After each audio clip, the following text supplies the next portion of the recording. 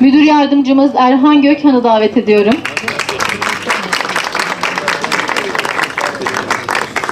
Müdür yardımcımız Sibel Yıldız. Destek hizmetlerinde çalışan tüm personellerimize, güvenlik personellerimize hepsine çok teşekkür ediyorum. Şu ana kadar ayaktan 12.162 hasta tedavisi yapıldı. Yatan 1052 hastamız oldu. 200'ün üzerinde yoğun bakım hastası takip ettik. Bu süreçte günlük COVID-19 acil polikliniklerimizde 300'e varan hasta takibi muayenesi yapıldı. Aynı zamanda rektör hocamızın talimatlarıyla ve mikrobiyoloji anabilim dalı hocalarımızın, öğretim üyelerimizin ciddi destekleriyle açılan PCR laboratuvarında da günlük en son hafta itibariyle yaklaşık 500 test yapılarak ilimizdeki pandeminin yönetiminde tanı basamağındaki en önemli rolü de üstlenmiş olduk. Ben kendilerine de teşekkür ediyorum. Ve bu süreçte tüm bu hizmetleri verirken birçok sağlık çalışanımız da maalesef COVID-19 tanısı aldılar. COVID-19 Güncel Yaklaşım kitabı uluslararası yayınlanan bir kitap oldu. Bu kitabımız Türkiye'de tüm COVID-19 pandemisini tüm içerikleriyle bulunduran çok kapsamlı bir kitap. Hatta tek kitap diyebiliriz.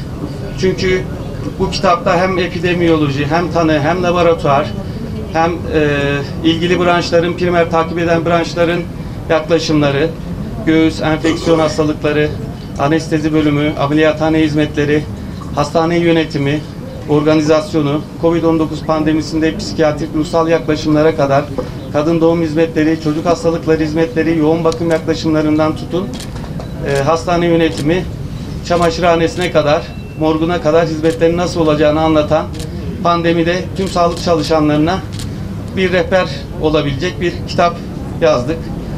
Özellikle ben vatandaşlarımızdan, Van halkından TMM, temizlik, maske, mesafe kuralına uymalarını ve sağlık çalışanlarımızın üzerindeki oluşan bu ciddi yükü, bu ciddi baskıyı kırmalarını istiyorum. Çünkü hakikaten sağlık çalışanlarımız ta Mart ayından, hatta Şubat ayından beri yoruldular ama sağ olsunlar hiçbir zaman o yorgunluklarını halkımıza ve bizlere belli etmediler.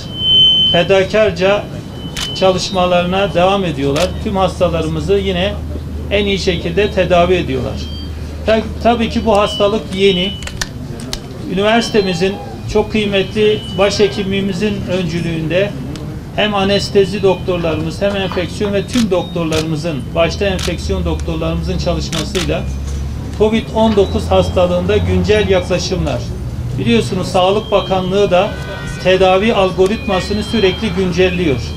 Yeni tedavi yöntemleri, hastaların orduruna yeni ilaçlar, bakılan laboratuvar tetkikleri, kan testlerinde hep yeni değerlere bakıyor. Ve tabii ki bu değerler, bu yapılan bilimsel akademik çalışmalar, bu yayınlar kitaba dönüştü. Ben bu anlamda tüm hocalarımızı kutluyorum. İnşallah Türk ülkemizdeki tüm hastanelerdeki hastalarımıza şifa olacak bilgiler içeriyor. Dolayısıyla bu hastalık tabii ki henüz tam tedavisi yok ama hastalığın gidişatını kıracak, etkileyecek, daha güzel sonuçlar, hastalar için daha güzel sonuçlar elde edecek sonuçları öneriyorlar hocalarımız.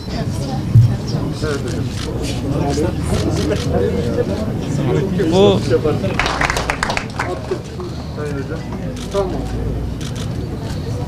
çok sağ olun. Çok teşekkür ederim. teşekkür ederim. Aynı zamanda anesteziyoloji ve reanimasyon ana bilim dalı başkanı, bu saydığımız cerrahilerin yapılmasında büyük emeği olan ana bilim dalı başkanımız ve editörümüz. Bu kitabı getir, kitabı. Tebrik ediyorum. Kitabı getirseler de neyse, tamam.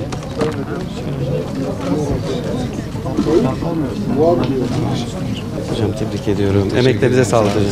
Yazarlarımızdan Adem Yokuş'u davet ediyorum. Ali Doğan, Arzu Esen Tekeli, Ayfer Meral hocamızı davet ediyorum.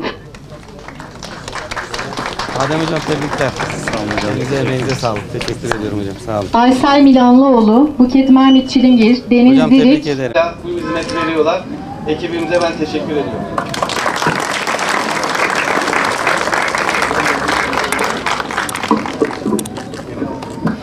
klinikleri